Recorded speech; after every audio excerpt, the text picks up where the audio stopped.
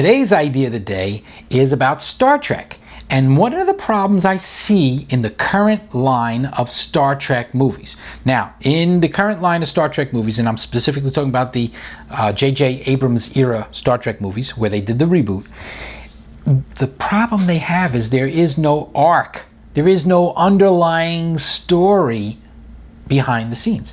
There is only loose connectivity between the parts. And I have yet to see that sort of thing in quite a while in Star Trek. Now, of course, they have a history behind why they don't have an arc or an underlying storyline. Of course, Star Wars is all about the storyline. I mean, episode 1 through 3 tell a distinct story. If you watched 1, it ends and you know there's something coming because it's almost like a cliffhanger. As you move through there, each piece has to connect, so you want to see how it ends, like a soap opera.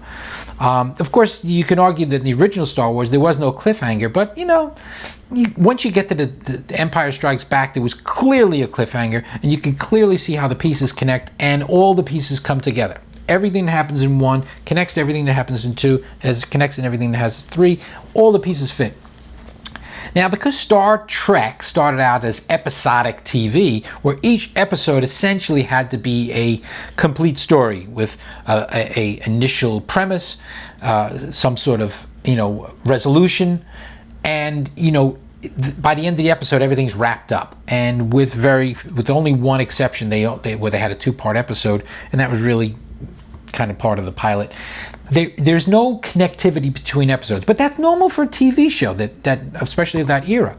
So when they went to the movies, though, they kind of changed that. Right after The Wrath of Khan is where they really kicked in the connectivity, so that when you saw the end of The Wrath of Khan and Spock was dead, hope that wasn't a spoiler, Spock was dead, you wanted to see when the next one came out. Well, wait a minute, they left a little seed. Did he land on the Genesis planet? Is he coming back? And now you wanted to see the next one. You wanted to see part 3. And it connected the story. And now in 3, the search for Spock. Yeah, it connected to 2. And then Spock comes back. Yes, they find Spock. He's grown up again. He comes out of it. And then what did they do? The next one, the voyage home. So they bring him home. They go from there and they bring him home, and that's kind of filling in the story. Yeah, it's kind of loose, but they connected the stories at least somewhat, because at the end of each part they kind of do it. And of course they spun out of control after that. There was less and less connectivity, and people didn't necessarily look forward to the next movie the way they would if there was some sort of continuity. And that's what's lacking in the Star Trek chain. They need to have at least some underlying arc, something that ties it together. Yes, they should have a resolution. I mean, the Star Trek movie without a resolution to whatever's going on would not be Star Trek. Star Trek is very cerebral. People, it's about problem solving. It's about science, and there's all sorts of stuff going on where people need to resolve problems, and that's important.